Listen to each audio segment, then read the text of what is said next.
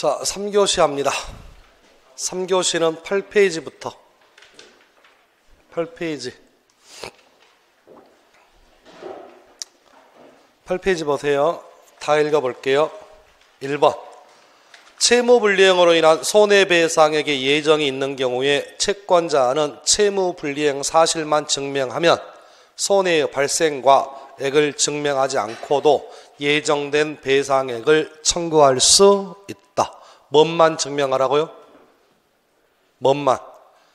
약속을 지키지 않았습니다. 채무불이행만 증명하면 되고 손해의 발생이나 손해액을 증명 요하지 않습니다. 2번 398조가 손해배상의 예정은 채무불이행의 경우에 채무자가 지급하여야 할 손해액을 미리 정해두는 것으로서 채무자가 실제 손해 발생이 없었다거나 손해액이 예정액보다 적다라는 것을 입증하더라도 채무자 예정액의 지급을 면하거나 감액 청구하지 못합니다. 약속된 금액을 주시라고요. 지금 그런 얘기고. 자, 3번 워낙 중요한 질문. 위약벌에 대해서는 절대로 감액할 수 없다. 됐나요? 거기까지 보시면 되겠고. 4번은 별표. 아직 도급을 아직 안 배웠는데 도급계약 좀 미리 좀 보겠습니다.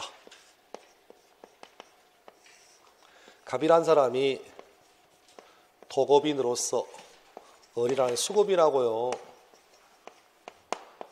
자기 토지에 예쁜 집 하나 지어주기로 도급계약을 체결합니다. 그래서 도급인이 물어봅니다. 건축업자에게 나의 땅에 건물을 짓고 싶은데 건물 언제 완성됩니까? 라고 물어보니까 요 수급인이요. 건물이 완성은 늦어도 6월 30일까지 완성됩니다. 따라서 당신은 7월 1일 날 입주할 수 있습니다. 라고 이렇게 얘기를 합니다. 그래서 도급인이요. 자, 이렇게 전원주택 지어서 살려고 도급계약을 체결하는 과정에서 수급이 말을 믿고 6월 30일까지 건물이 완성되면 입주할 생각으로 도급인도 이제 살고 있던 집 이사 가는 예정을 다 세웠습니다. 그래서 혹시나 모르니까 7월 10일 정도 넉넉 잡고 건물 완성된 다음 7월 10일 날 입주할 예정으로 이렇게 이사 예정 계획을 잡았습니다. 됐나요 지금? 그런데 문제는 수급인이요. 건물의 완성을 연체, 다른 말로 뭐 한다고요? 지체합니다. 그래서 7월 30일에 가도 건물이 완성이 안 돼요. 그러면 요 도급인 어떻게 합니까? 7월 10일 날 입주하려고 다 계획을 잡아놨어. 다 모를 수는 없잖아요 지금. 됐어요 지금? 그래서 통상적 도급계약을 체결할 때 이렇게 도급인과 수급인 사이에 지체상금을 약정을 합니다. 질문. 요 지체상금이 뭐냐라는 거예요 지금. 지체는 뭐라고요? 연체야. 그러니까 이런 얘기입니다. 도급계약을 체결하면서 6월 30일까지 건물 완성되는데 문제는 6월 30일까지 완성하지 못하면 하루당 1,000만 원씩 물어줄게요 라고 하는 게 뭐라고요? 요게 지체상금 약정입니다. 의미 이해됐나요 지금? 지체상금의 약정이 상금이 아니야 지금. 완성 날짜에 완성하지 못하면 하루당 얼마씩 물어줍니다 라는 게 뭐라고요? 지체상금 약정이라고. 됐나요 지금? 그러면 요 지체상금 약정이 오늘 배우는 손해배상액이 뭐일 수 있고 예정일 수 있고 아니 뭐일 수 있다고요? 위약벌일 수 있다고요. 됐나요? 그런데 우리 판례는 요 도급계약에서 지체상금 약정은 손해배상 예정으로 추정해 줍니다. 따라서 감액이 됩니다. 그 얘기가 지금 나와 있는 4번 지문이에요. 그래서 칠판 요것만 조심하시면 돼요. 우리 시험이라면 지체상금 약정은 손해배상 예정입니다. 이렇게 나오는 것은 문제가 안 돼. 왜? 옳은 지문이니까. 옳은 지문 나오는 건 문제가 안 돼. 틀리게 나왔을 때만 대비하시면 된다고. 따라서 시험 지문에 지체상금은 위약벌이기 때문에 이렇게 하면 틀렸습니다. 위약벌 아니에요. 그래서 그 얘기가 지금 나와 있는 4번 지문이다. 그래서 4번 보세요. 도급계약 약관에 계약보증금 외에 네 글자 기억 뭐라고 돼 있다고요? 지체상금이 규정되어 있다면 이것을 위약벌로 보기 어렵다 봐야 한다. 어려우니까 위약벌 아니에요. 뭘로 본다고요? 손해배상액의 예정입니다. 그래서 요 지체상금 얘기는 꼭 좀 기억을 했으면 좋겠습니다. 아직까지 저 시험에 안 나와서 도급에서도 안 나왔고 그래서 워낙 중요한 판례로 보이니까 정확하게 정리합니다. 그래서 지체상금 약정은 일종의 손해배상액의 예정이다. 위약벌 아니다. 거기까지. 나머지 5번. 당사자 사이의 채무불이행에 관하여 손해배상액을 예정한 경우에 채권자는 표현 잘 보셔. 통상의 손해뿐만 아니라 특별한 사정으로 인한 손해에 관해서도 예정된 배상액만을 청구할 수 있고 특약이 없는 한 예정을 초과한 배상액을 청구할 수 있다 없다. 없다. 그럼 정리. 손해배상액 예정에는 통상 손해는 물론이거니와 특별 손해가 포함되어 있으므로 실제 손해가 초과되더라도 초과된 부분 청구할 수 있다 없다? 없다. 그렇게 보시면 되겠고 6번은 방금 했던 얘기고요. 7번 보세요. 금전 채무에 관하여 이행 지체에 대비한 지연 손해금 비율을 따로 약정한 경우라면 일종의 손해배상액 예정으로서 감액 대상이 됩니다. 아까 봤던 저희 시험 기출이고 8번 채무자는 채권자와 채무불이행에 있어 채무자의 귀책 사유를 묻지 아니한다는 약정을 하지 않은 이상 자신의 귀책 사유가 없음을 입증함으로써 예정 배상액의 지급 책임을 면할 수 있다 없다? 있다. 끝. 칠판 보세요. 이 얘기야. 건물이 완성되는데 6월 30일까지 완성하지 못하면 하루당 얼마씩 물어주기로 지체상금 약정을 했다고요 지금. 그런데 하필이면 6월 20일에 천년에 한 번씩 오는 비가 와가지고요. 장마로 인해서 예상하지 못하게 공기가 늘어집니다.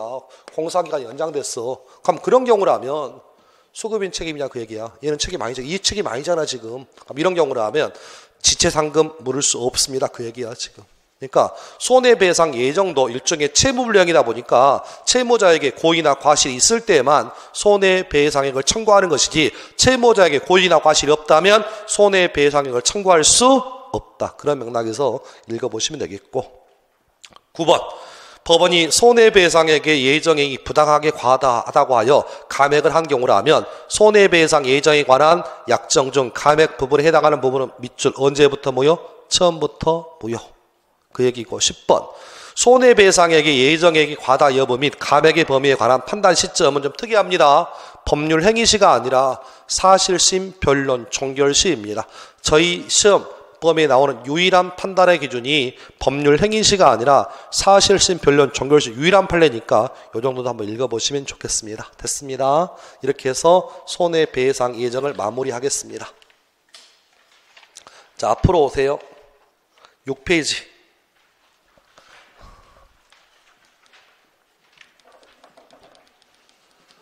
자, 6페이지는 법조항들만 읽어보시면 됩니다. 칠판 보세요. 제목이 뭐라고 돼 있어요? 배상자의 대위, 채권자가 채권의 목적인 물건 또는 권리의 가액 전부를 배상받은 경우라면 채무자는 그 물건 또는 권리에 관하여 당연히 채권자를 뭐한다? 대위한다. 이것을 뭐라고 한다? 손해배상자의 뭐라고 한다? 대위라고 부릅니다. 칠판 보세요. 자동차 보험에서 나올 수 있는 지문입니다. 갑이라는 가해자, 을이라는 자동차 사고의 피해자. 자동차 몰고 가다가 추돌 사고 나서요. 피해자의 차가 완파, 반파 되었답니다.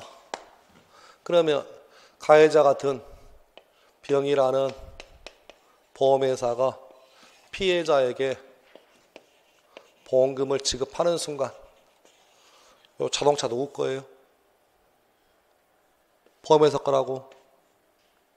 가해자의 차가 피해자 차를 추돌해가지고 피해자의 차가 반파되었대. 그래서 반파된 것만큼 자동차 전액의 값어치를 보험회사가 물어줬잖아요. 지금 물어줬으면 자동차 소유권 누구 거라고. 얘가 갖는다. 그 얘기가 배상자의 대의랍니다. 의미 이해하셨나요 지금? 그래서 보셔봐. 채권자, 피해자가 가액 전부, 자동차 값 전부를 배상받았다면 채무자 맞죠? 채무자는 자동차에 대한 권리를 당연히 채권자를 뭐한다? 대위한다. 이것을 배상자 대위라고 부릅니다. 키워드 뭐라고요?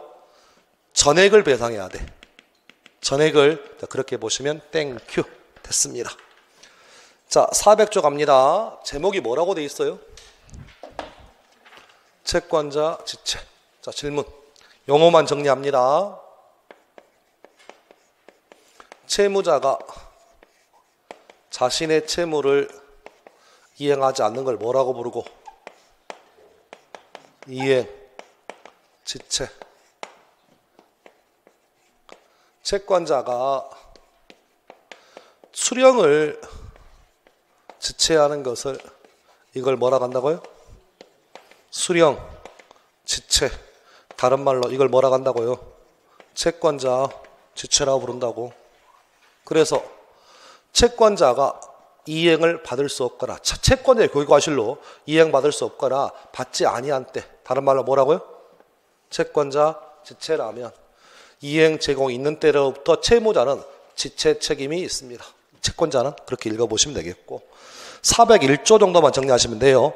채권자 지체 중이라면 채무자는 고의 또는 무슨 과실이 없다면 고의나 중대한 과실만 없다면 연체에 대한 책임이 있다 없다? 없다. 그 정도의 뜻만 좀 정리하시면 좋겠습니다. 402조 칠판 보세요. 채권자 지체 중이라면 이자 있는 채권이라도 이자를 줄 필요 있다 없다? 없습니다. 그래서 한 번씩 나오는 법조항이니까 판례가 있긴 하지만 저희 시험에 판례가 나오기는 무리니까 법조항만 정리. 이자 있는 채권이라 할지라도 채권자 지체라면 이자 줄 의무 없다. 그 정도의 뜻만 좀 보시면 좋겠습니다. 자, 이렇게 해서 채권의 효력 마무리됐습니다. 9페이지 오셔가지고 이제 다 풀어봤지만 기출문제 좀 보고 갑니다. 1번 몇 번이라고요? 옳은 거? 칠판 보세요. 채무불이행을 이유로 계약을 뭐 한 다음에 해제하면 손해배상 청구할 수 있어 없어? 있죠? 틀렸고 2번 틀린 이유 주장이 없더라도 법원 직권고려합니다. 3번 틀린 이유 가액이 뭐야? 일부야. 일부라면 대위 안 돼요. 전액을 대위하셔야 돼. 4번이 정답. 5번 틀린 이유 금전 채무불이행이라면 과실이 없으면 항변하지 못합니다. 틀렸습니다. 이렇게 나왔으니까 1번 답은 4번. 2번은 몇 번이에요? 옳지 않은 거 아까 답은 보긴 했는데 2번 불법행위로 인한 손해배상 채무는 언제? 불법행위 시부터이다. 2번 틀렸습니다. 나머지 질문은 다 봤으니까 됐습니다. 넘어가고 3번은 몇 번이에요? 기출문제? 4번. 이유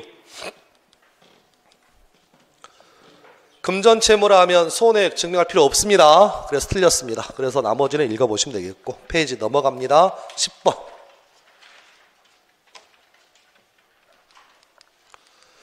자, 10번 옳지 않은 거 18회 기출문제입니다. 한번 읽어보 칠판 볼까요? 채무자의 책임 있는 이행 불능되면 채권자 최고 없이도 전보배상을 청구할 수 있다. 5. 자, 2번 채무자의 책임 없는 사유로 키워드 뭐? 후발적 불능. 대상 청구권 행사할 수 있다. 옳은 얘기고 넘어갑니다. 3번 매매계약 체결로 매도인이 매매 목적물에 관하여 제3자와 매매계약을 체결하였다는 사실만 가지고 이걸 이행 불능을 할 수 없죠. 이중 매매했다. 그래서 매매계약을 체결했다. 그것만 가지고는 이행 불능 아니에요. 3자 앞으로 소유권이 등기됐을 때에는 이행 불능이겠지만 현재는 뭐만 했다고요? 매매 계약만 했다. 그래서 문제 없습니다. 자, 칠판. 당사자 일방의 채무가 채권자의 책임 있는 사유로 이행할 수 없다. 채무자, 상대방 이행을 청구할 수 있어요, 없어요? 있죠. 이걸 뭐라고 합니까?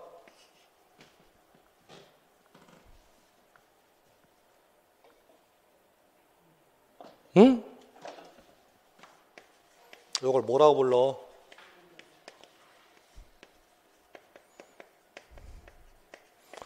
채권자 위험부담주의. 채권자의 책임 있는 사유로 이행 불능이라고요. 그러면 채무자 상대방한테 뭐 할 수 있다고? 이행을 청구할 수 있다. 이건 채권자 위험부담이니까 넘어가겠습니다. 자, 5번 보셔봐. 이행 지체 중에 이행 보조자의 과실이 있대요. 그럼 이행 보조자의 과실은 누구의 과실로? 채무자의 과실로 간주해버립니다.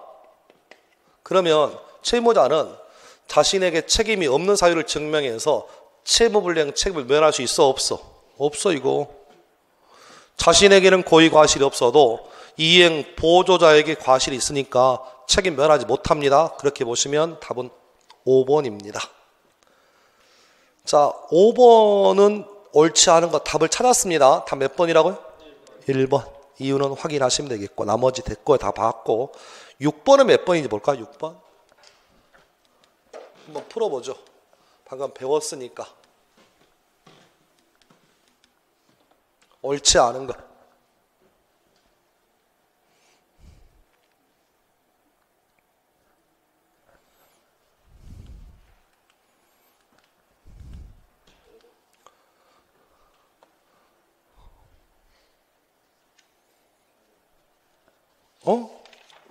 한 장 앞으로 8페이지 오셔봐. 8페이지 양가로 6번 지문. 8페이지 양가로 6번 지문 읽어보시오. 6번. 당사자 간 특약이 없는 한 채무불이행으로 인한 통상손해는 물론 특별손해까지 예정액에 포함되므로 손해배상액의 예정이 있는 경우 특별손해 청구할 수 있다, 없다? 없다. 그래서 5번 틀렸습니다. 자, 오른쪽 7번은 몇 번이에요? 옳은 거.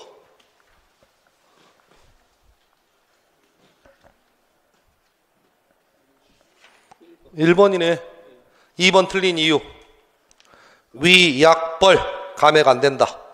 3번 채무불이행에 의한 손해배상 예정은 불법행위로 인한 손해까지 예정하는 것은 아닙니다. 내용이 틀려요. 4번 틀린 이유 4번 틀린 이유 예정액의 배상이 있다면 채무불이행의 사실을 증명하셔야 돼.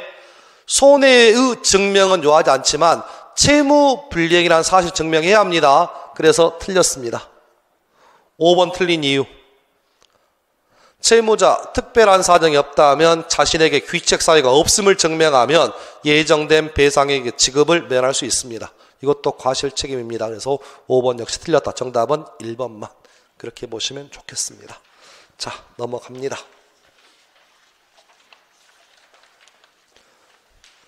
대위권이 머리가 아파서 좀 다음 시간에 밥 먹고 할게요. 좀 넘어오세요. 쭉 넘기셔가지고 좀 쉬운 것부터 할게요. 28페이지.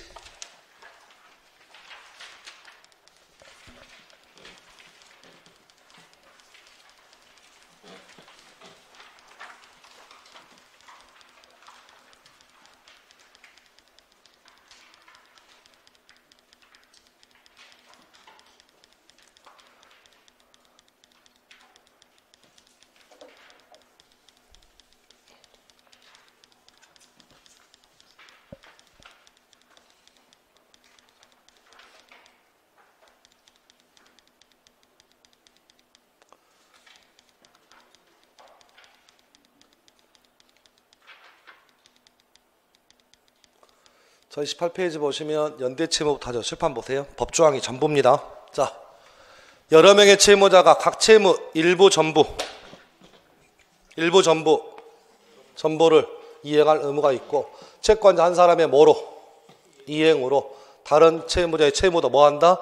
면하게 되면 저걸 뭐라 한다? 연대채무라 부른다. 질문, 연대채무의 뜻이 뭐라고요? 여러 명의 채무자 중에 채무자 한 사람, 채무자 수인이 채무 일부 전부를 이행할 책임이 있고 한 사람의 뭐로? 이행으로 채무를 면하게 되면 이걸 뭐라고 한다? 연대채무라 부른다. 끝. 칠판 2약. 채권자 어느 연대채무자에 대하여 또는 동시나 순차적으로 모든 연대채무에 대하여 채무의 전부나 일부를 청구할 수 있다 없다? 있다. 끝. 가장 기본적인 유형. 칠판. 채권자 을, 병, 정 세 사람이 한 사람에 대해서 연대채무를 주고 있습니다. 그래서 3천만 원의 연대채무를 지고 있다면 질문, 연대채무자 한 사람 을이 갑에게 갚아야 금액은 얼마입니까? 3천만 원. 채무 전부 일부 전부를 이행할 책임이 있다. 병의 채무액은 3천, 정의 채무액은 3천. 그렇다고 해서 채권자 갑이 9천만 원 받는 거 아니에요. 연대채무는 채무자 한 사람이 채무 일부 전부를 이행할 책임이 있고, 칠판 한 사람이 을이 갑에게 3천만 원을 이행하면 갚은 사람뿐만 아니라 나머지 사람도 채무를 뭐한다? 면하게 되는 것을 뭐라고 한다? 연대채무라 부른다. 끝. 자, 그다음 칠판 보세요. 연대채무자의 무슨 부분은? 부담 부분은 균등한 것으로 뭐한다? 추적.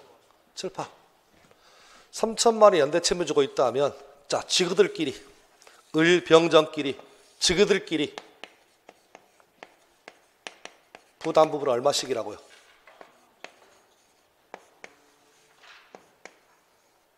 1,000만 원씩입니다. 저게 뭐라고요? 부담 부분. 대외적으로는 3천만 원의 빚을 지고 있지만 저그들끼리 내부적 관계에서는 부담 부분은 균등한 것이니까 1,000만 원씩 부담을 합니다. 됐나요 지금? 끝. 요걸 연대채무라고 부른다. 자, 갑니다. 415조. 어느 연대채무자에 대한 법률행위의 무효나 취소의 원인은 다른 연대채무자의 채무에 영향을 미친다, 미치지 않는다. 칠판 보세요. 이 얘기입니다. 연대채무자 정이 연대채무를 쥐고 있다가 뜻하지 않게 죽었습니다. 의뢰빚 얼마? 갑에 대하여 을병정이 3천만 원 연대채무를 주고 있는데 그중 연대채무자 정이 죽었대. 그러면 정은 죽었으니까 채무 있어 없어? 없어. 그러면 의뢰채무가 얼마? 3천입니다. 3천입니다. 끝. 연대채무자 한 사람에게 이런 사유가 발생해도 이 사유는 다른 연대채무자에게 영향을 미친다, 미치지 않는다. 미치지 않으니까. 그래서 뭐라고요? 상대효입니다. 뭐라고요? 그래서 뭐라고요? 상대효입니다. 한 사람에게 생긴 사유가 다른 연대채무에 영향을 미치지 않습니다. 그래서 뭐라고요? 상대효입니다. 그래서 연대채무는 상대효가 원칙이에요. 됐나요? 연대채무는 한 사람에게 생긴 사유가 다른 연대채무자에 영향을 미치지 않습니다. 그래서 뭐가 원칙이라고? 상대가 원칙이라고. 여기 끝. 다만 예외가 몇 개 있습니다. 칠판 보세요. 416 제목이 뭐라고요? 제목 절대효야. 그러니까 연대채무는 뭐가 원칙인데? 상대효가 원칙인데 절대효가 있다 없다? 있다. 칠판 어느 연대채무자에 대한 이행의 청구는 다른 연대채무자 효력이 있다 없다? 있다. 뭔 얘기냐? 칠판 보세요. 뜻만 좀 보시면 돼. 채권자 갑이 연대채무자 을에게 돈을 갚아달라라고 뭐하면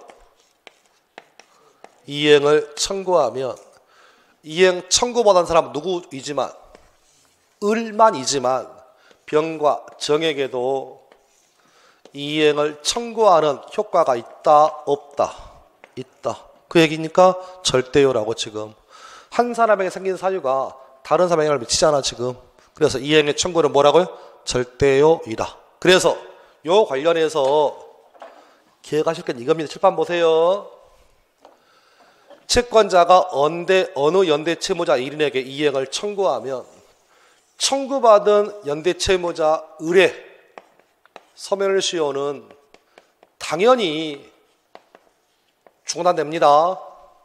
그러면 청구받지 않는 을과 병의 시효도 중단되느냐라고 물어보면 다른 사람에도 시효가 중단된다라고 하시라고. 이행의 청구는 뭐니까?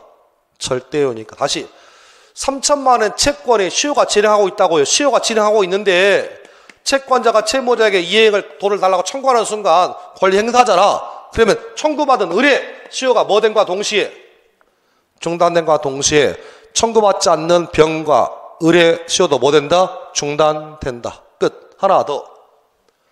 시효 중단 사유 청구만 있는 게 아니잖아. 또 뭐 있어?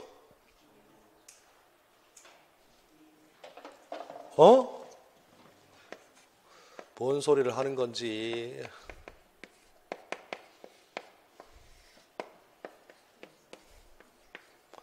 청, 앞, 승. 외워서 뭐 할 거야? 써먹을 줄 못 아는데.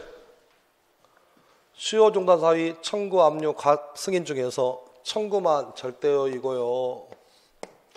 압류, 가압류, 가처분, 승인은 이건 상대요입니다. 구분하셔야 돼.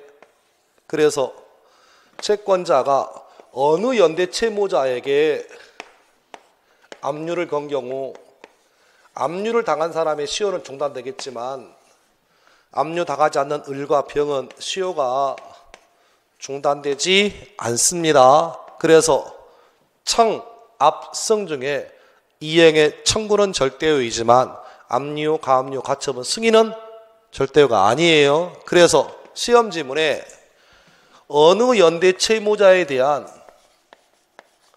압류는 다른 연대 채무자에게 효력이 있어 없어? 없고 이행의 청구만 효력이 있다라고 이해하시라고. 이걸 일일이 설명할 수는 없습니다만 일단 최소한 이행의 청구만 절대요이고 압류, 가압류, 가처분, 승인은 절대요 아니에요. 얘기 끝. 자, 두 번째 경계입니다.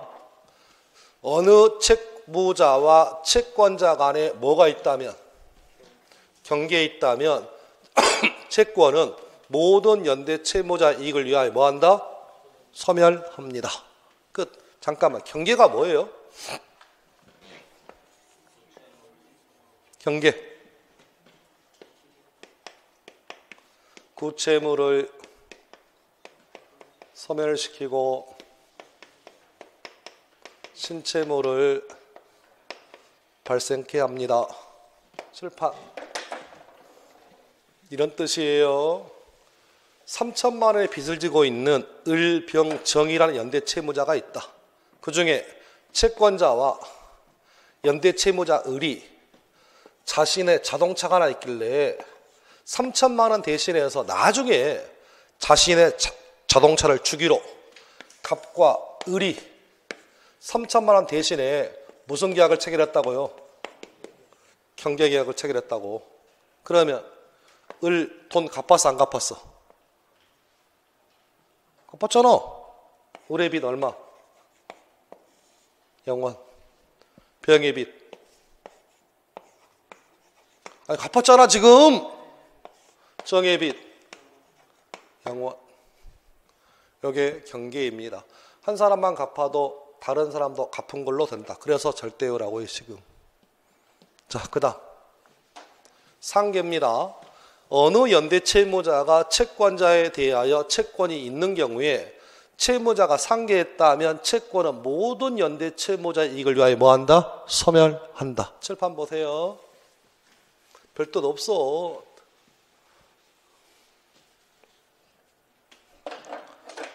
갑에 대하여 을, 병, 정이 3천만 원의 연대 채무를 지고 있는데 그 중에 정이 연대 채무자 정이 갑에게 3천만 원에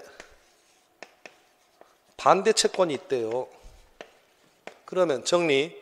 갑은 정액이 얼마? 3천. 정은 가격이 얼마? 3천. 그럼 정이 야 까.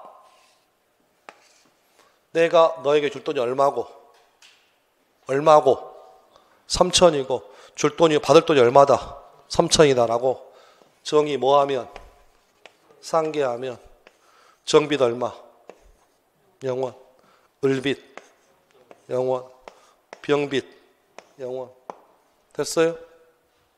자, 하나 더 칠판. 천천히 읽어보세요. 천천히. 잠깐만.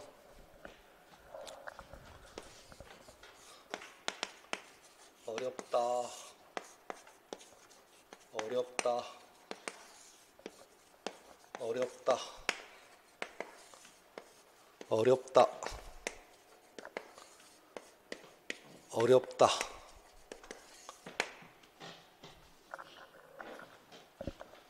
쉽다. 쉽다. 쉽다. 쉽다. 쉽다. 어떻게 할래? 어렵다, 어렵다, 어렵다, 어렵다, 어렵다라고 할래? 쉽다, 쉽다, 쉽다, 쉽다로 갈래?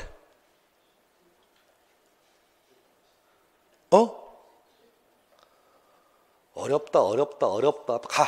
짐 싸다 가, 그냥. 어차피 별 의미가 없어, 제가 봐도. 그러면 이런 마인드는 이렇게 생각하면 의미가 없어요. 그냥 가시면, 뭐라고 할 테니까 가라고. 그냥, 이렇게 생각하시면 쉬워. 안 들어봐서 어려워, 안 들어봐서. 자. 쉽습니다. 자, 이 약 읽으셨어요? 읽었어? 자, 질문. 정이 갑에게 3천만 원 반대 채권 가지고 있는데 정의 입장에서는 내가 뭐하러 산 게? 아깝잖아. 그럼 여기서 문제. 병이 갑한테 가서 야, 내가 너에게 줄 돈이 3천이고 내 친구 정이 받을 돈이 3천이네. 병이 까 할 수 있냐 그 얘기야. 있어 없어?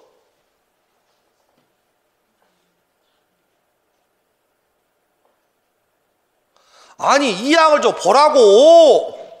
상계할 채권이 있는데 연대 채무자 정이 상계하지 아니한 때 옆에 있는 채무자 병은 부담 부분에 한하여 다른 연대 채무자 병이 상계할 수 있어 없어? 있다라고 읽어보면 아까 어렵으니까 안 읽어봤잖아. 쉬우면 참 쉬워. 그러면 얘 깔 수 있어 없어? 얘도 까라고. 얼마 깐다고? 얼마 까라고? 부담 부분 얼마야? 1,000만 원만 까라고. 그러면 정은 병은 얼마만 까면 돼? 1,000만 원만 까라고. 얘 부담 부분이 얼마야? 3천이니까 n분의 1이니까 1,000이잖아. 잘 보셔. 정이 깔 때는 내 돈이니까 다 까는 거 3천 다 까. 다만 얘가 상계 안 하니까 을과 병은 3천만 원 다 깔 수는 없어. 얼마만 까라고? 1,000만 원만 까라고. 그게 부담 부분이야. 끝. 자, 그 다음 면제가 뭐라고요? 절대요. 어느 연대 채무자인 채무 면제는 채무자의 부담 부분에 한하여 다른 연대 채무자의 이익을 위하여 뭐한다? 효력이 있다. 칠판. 어렵지 않아. 잘 봐요. 갑에 대하여 세 사람이 3천만 원의 연대 채무를 지고 있는데 채권자가요 정을 어여삐 여겨서 연대 채무자 정에게 너는 돈 갚지 말래. 채무를 뭐 해줬어? 까줬다고. 그러면 깐 놈 빚 얼마야? 0원이라고. 의뢰빚은 얼마야?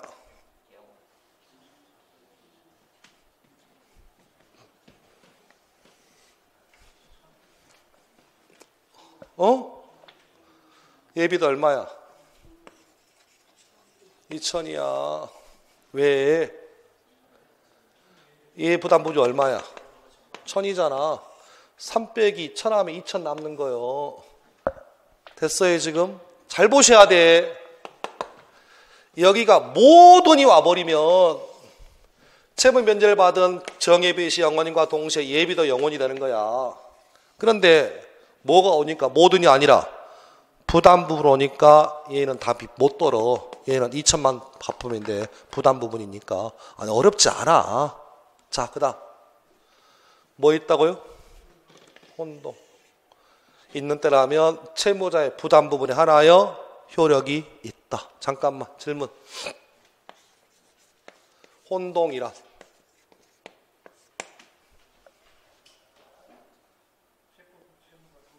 감사합니다. 혼동은 우리가 배운 혼동은 이런 거예요. 자 보세요. 갑이라는 사람이 집에 있는데 그 집에 을이 전세 살고 있습니다. 전세권자예요.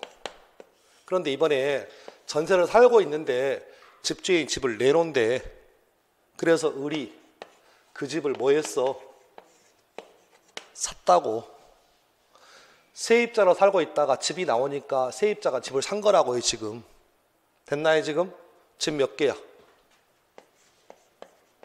하나의 물건에 대해서 무엇과 소유권하고 소유권 이외의 다른 제한 물건이 누구에게 같은 사람에 귀속되면 내 집에 세를 살 필요 있어 없어? 없어. 이랬을 때 이 제한 물건이 없어집니다. 라는 게 민법상 혼동입니다. 다시 갑니다. 채권이 있고 채무가 있어. 이 채권 채무가 동일한 채무자에게 귀속이 됩니다. 그러면 이 채무가 있을 필요가 없잖아. 이 채무가 소멸합니다. 이걸 민법에서 뭐라고 한다?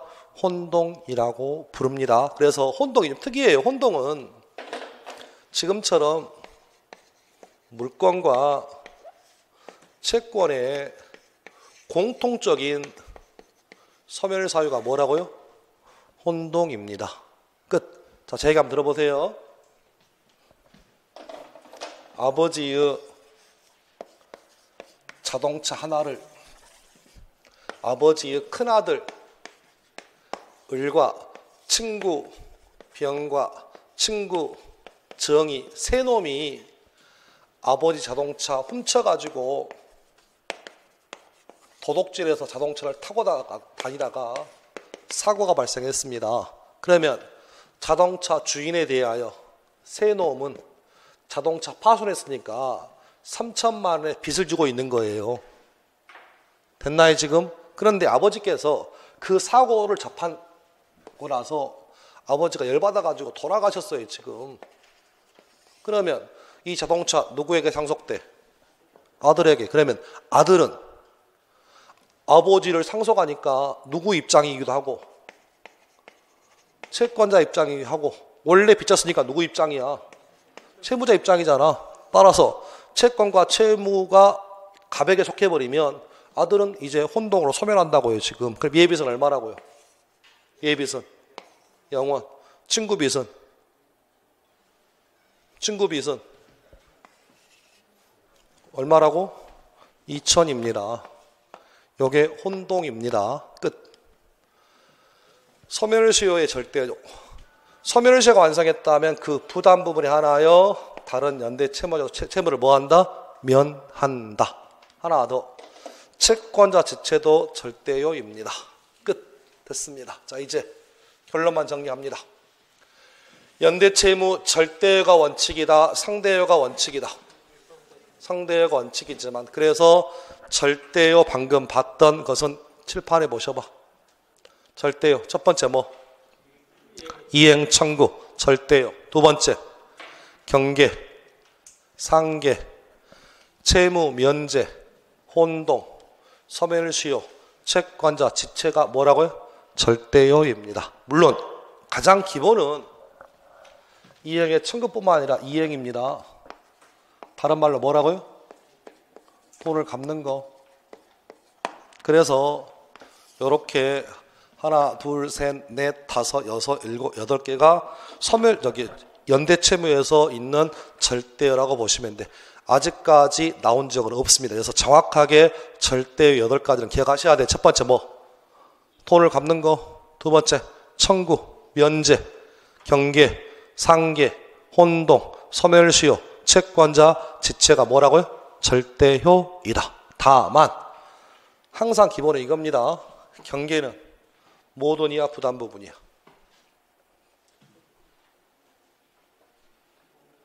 (417조) 봐봐. 모든 부담부분 모돈이야. 상계는 모돈이야 부담부분이야. 상계 418조 1항 모든 418조 2항 부담부분. 구분하셔야 돼. 면제는 모돈이야 부담부분이야. 부담부분. 혼동 모돈이야 부담부분이야. 부담부분. 소멸시효 모돈이야 부담부분이야. 부담부분. 됐어요? 그래서 여기 기초고 여기 심합니다. 이것만 정리하시라고. 연대채무가 나오면 채권법에서 아직까지는 흔하게 나오지 않지만 나오면 이게 전부야. 그래서 물어보는 게 모돈인지 부담부분인지만 정리하시면 땡큐입니다. 일단 눈에 담아두세요. 얘기 끝. 됐습니다. 자, 문제 풀어보죠. 칠판 보세요. 페이지 넘어가 보세요. 지금 나머지 읽지 마세요. 29페이지 나머지 얘기도 읽지 마시고 1번 문제 풀어보세요. 어느 연대채무자 1인에 대하여 생긴 사유 중 절대적 효력을 갖는 것이 아닌 것. 답 몇 번?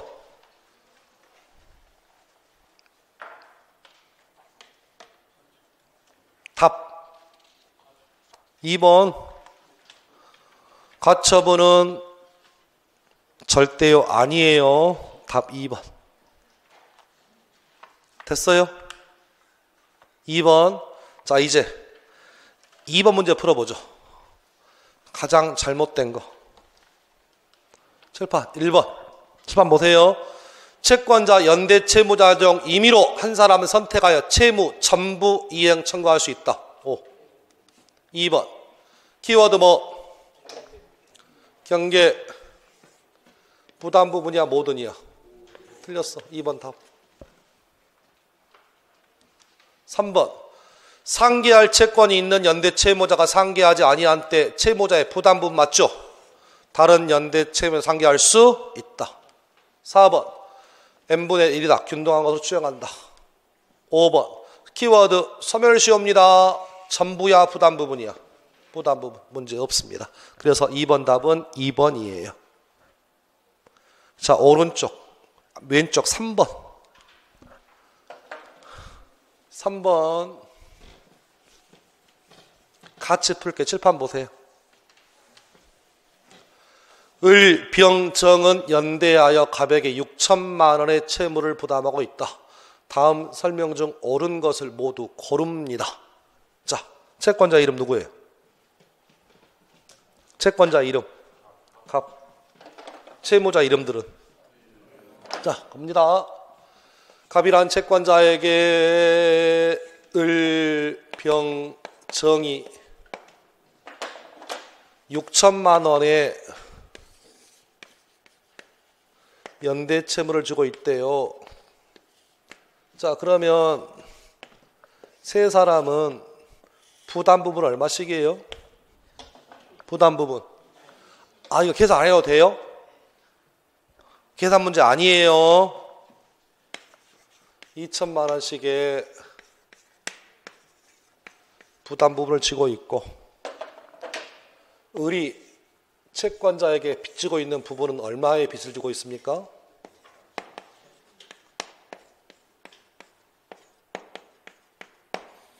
됐나요? 각자 전부잖아. 다음 부담 부분 2천만 원씩이라고. 자, 기억번 갑니다. 을이 갑에 대한 3천만 원의 반대 채권으로 뭐 했대요? 상계. 그럼 이 말은 뭐냐면 을이 갑에게 3천만 원짜리 채권이 있대요. 을이 서로 까자라고 상계했답니다. 그러면 을의 빚은 얼마야? 3천. 병의 빚은?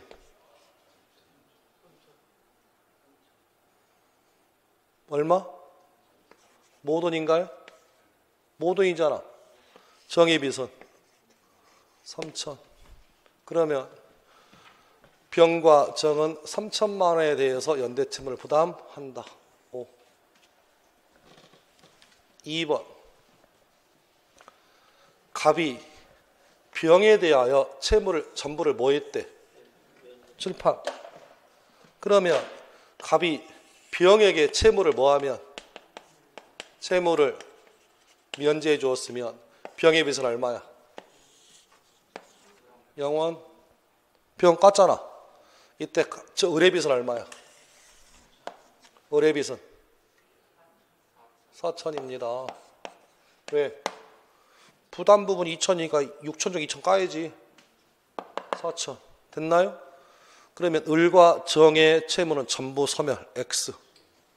4천 남아있습니다. 채무 문제는 부담 부분이에요.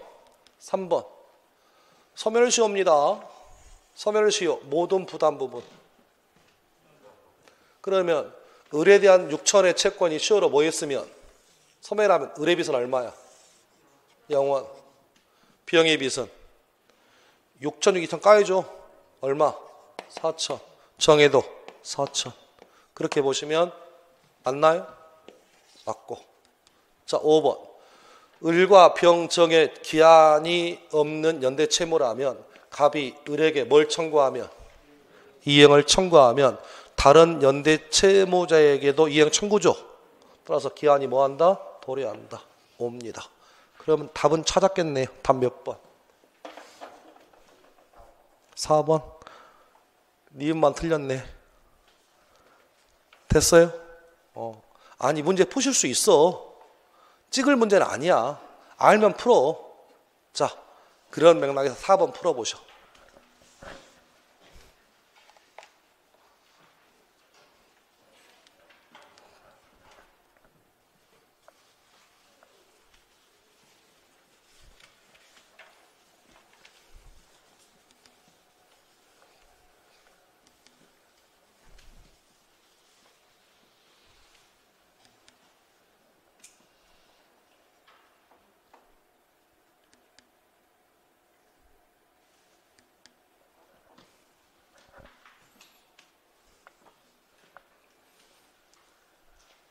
계산 문제 아니에요. 몇 번이 답?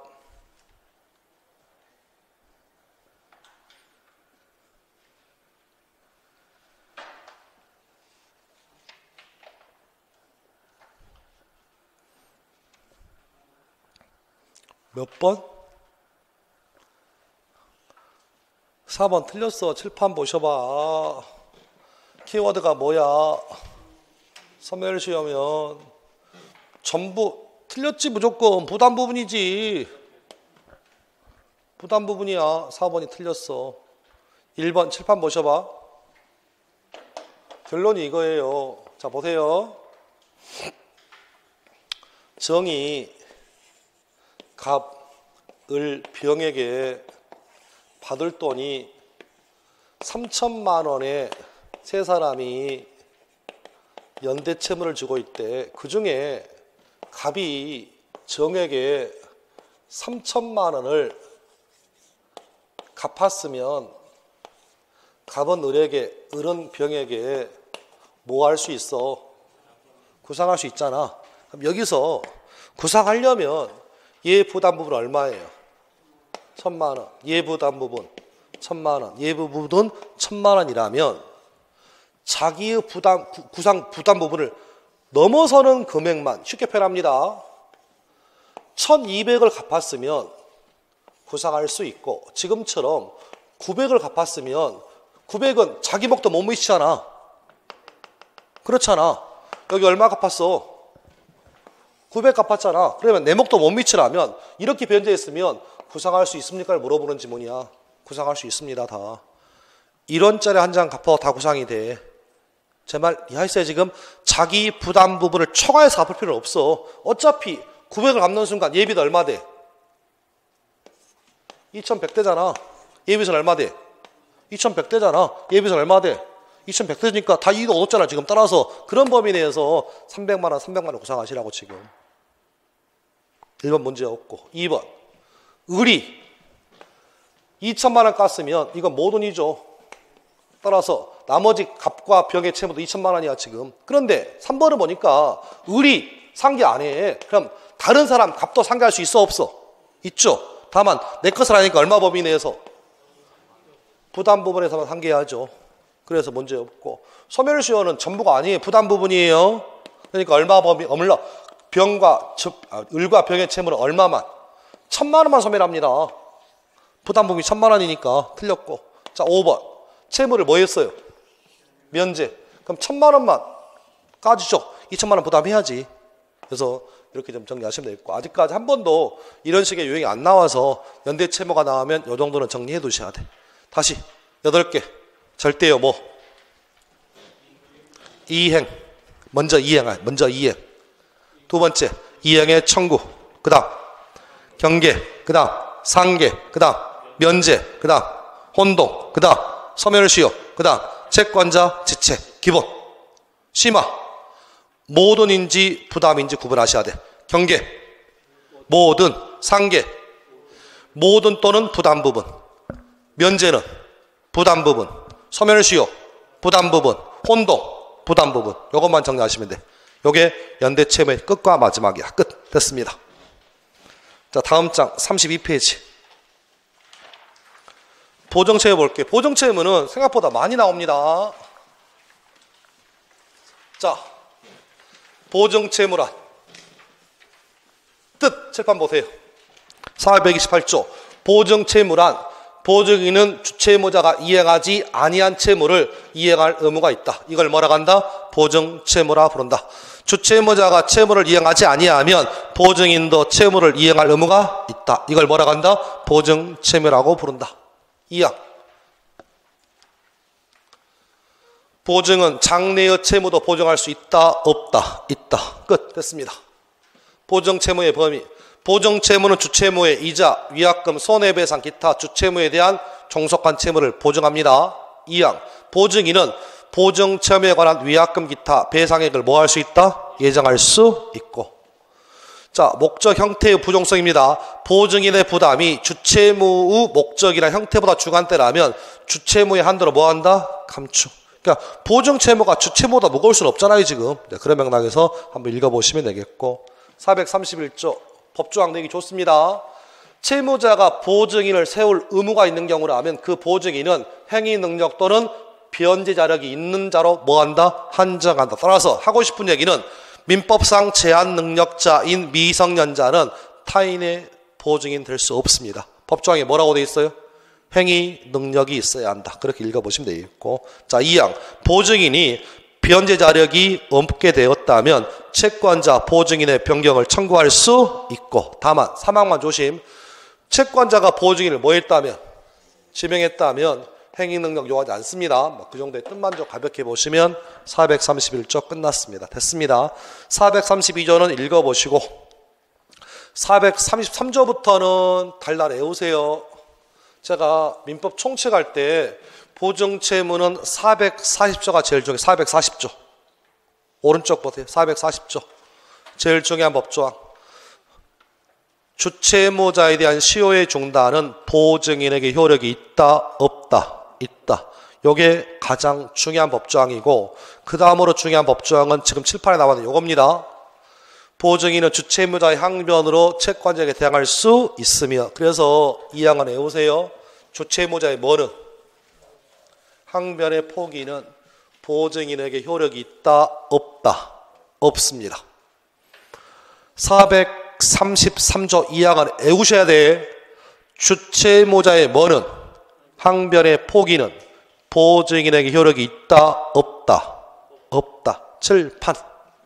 의미는 두 가지 봅니다. 갑이라는 채권자, 을이라는 주채무자가 갚을 빚, 주채무가 있고요. 이 주채무에 대해서 병이라는 보증인이 이렇게 보증 채무를 샀습니다. 자, 정리. 주채무가 시효 완성으로 주채무가 뭐하면 소멸하면 보증 채무도 당연히 뭐 한다고요? 소멸합니다. 됐나요? 여기서 문제. 주채무가 시효가 완성되었음에도 불구하고 주채무자 시효 이익을 포기할 수 있나요? 없나요? 있습니다. 그러면 주채무자의 시효 이익 포기, 다른 말로 뭐? 다른 말로 뭐? 항변의 포기는 누구에게? 보증인에게 효력이 있어 없어? 없으니까 보증인은 시효가 완성되었음을 주장할 수 있어 없어? 있어. 요 파트 때문에 요 법정이 어려워요. 주채무자의 뭐는? 항변의 포기는 상대적이니까 보증인에게 효력이 없으므로, 지금처럼 주채무가 시효가 완성되어 소멸한 경우라면 보증채무 당연히 소멸합니다. 그러면 주채무자는 소멸 시효가 완성되었음을 이유로 돈을 안 갚을 수도 있지만 돈을 갚을 수도 있잖아. 이걸 뭐라고 한다고? 주채무자가 시효 이익을 뭐 해도 포기, 다른 말로 뭐? 항변의 포기는 얘한테 효력이 있으니까 없으니까?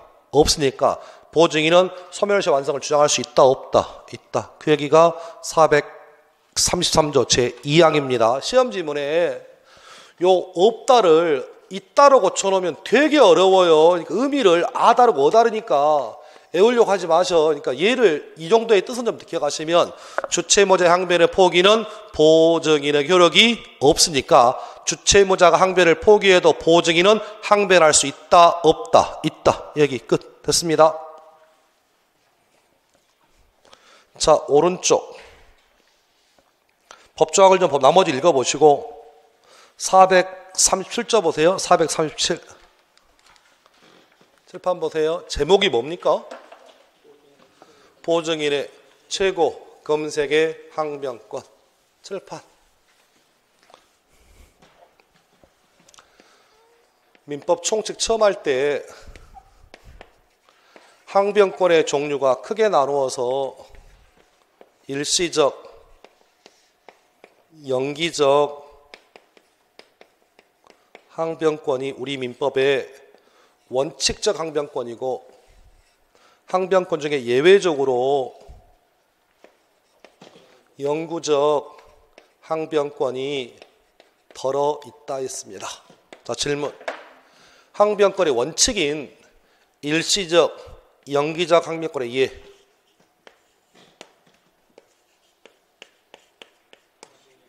동시이행의 항변권이 원칙적인 일시적 연기적 항변권이고, 하나 더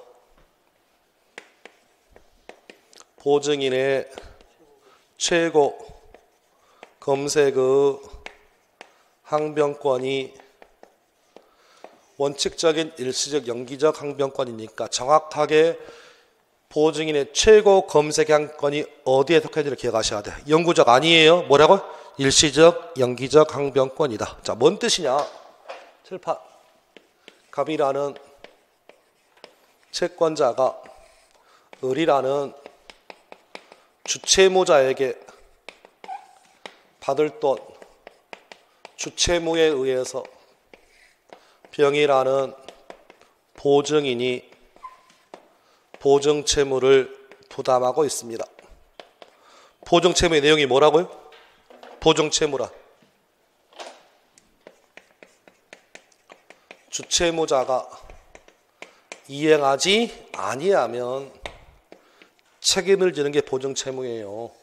그러면 채권자는 먼저 누구한테 가서 준채무자한테 가서 돈 갚아달라고 뭐하고 청구하고 주채무자가 돈 없어요 라고 하면 이렇게 2차적으로 보증인한테 가서 돈을 달라고 청구하는 게 정상이라고요.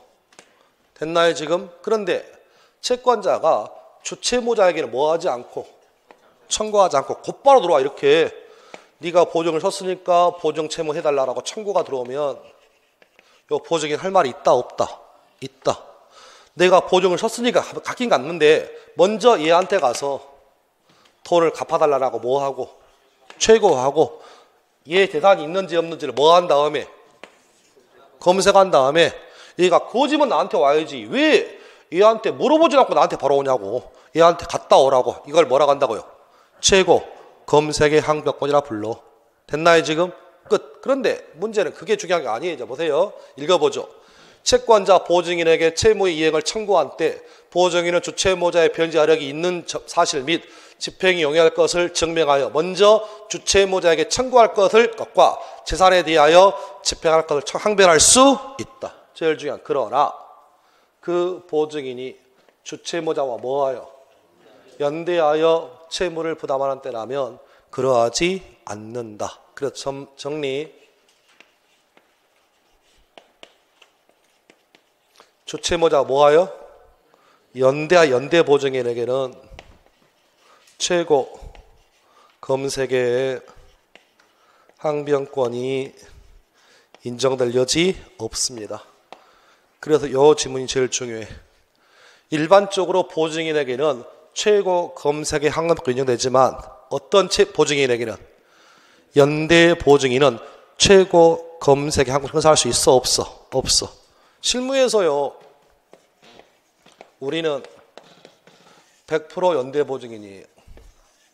따라서 보증인에게 최고 검색의 항변권이 있다는 이건 이론상 얘기고 보증인에게는 항변권이 없다고 보시면 돼. 실무는 100% 뭐라고요? 연대 보증인이야. 연대 보증인이 어떤 연대 보증이냐면 우리가 보증계약을 할 때 연대 보증 계약서 이런 거 아니에요. 문구에 채무자와 연대 이것만 들어가면 다 연대 보증이냐. 계약서 제목이 아니야 지금. 무조건 채무자와 뭐하여 연대하면 다 연대 보증이냐. 연대 보증인은 최고 검색 인정되지 않습니다. 워낙 요게 더 중요하다. 얘기 끝. 나올 수 있는 포인트 두 가지. 보증인의 최고 검색 항변권은 항변권 중에서 일시적이다, 영구적이다. 일시적. 두 번째, 보증인에게 최고 검색의 항변권이 인정되지만 제일 중요한 키워드 뭐? 연대 보증인에게는 최고 검색의 항변권이 인정될 여지 없다. 요거 정리해 두셔. 끝. 됐습니다. 나머지 됐고. 440조. 워낙 중요합니다. 아예 애우이라고 그랬습니다. 칠판.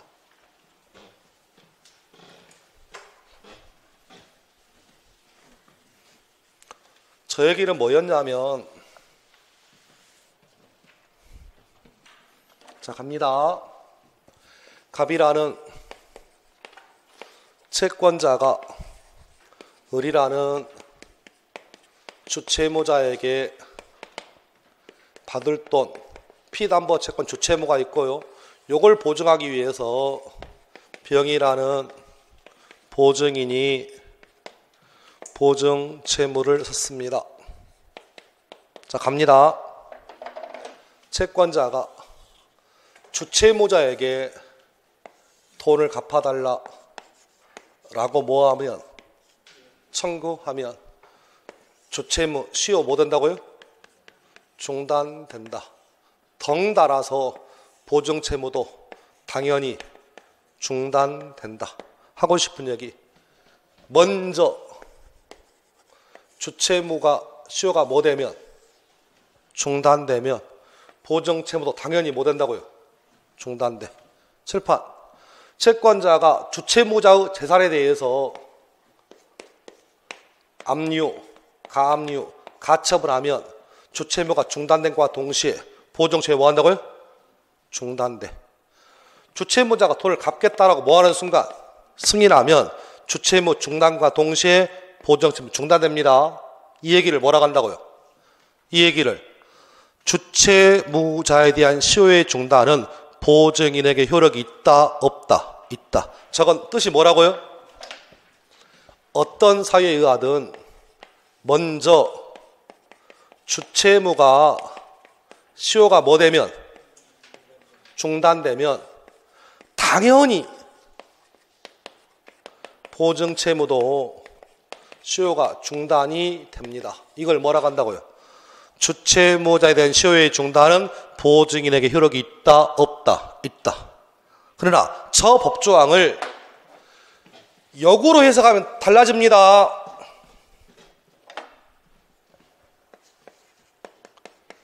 보증인에 대한 시효의 중단은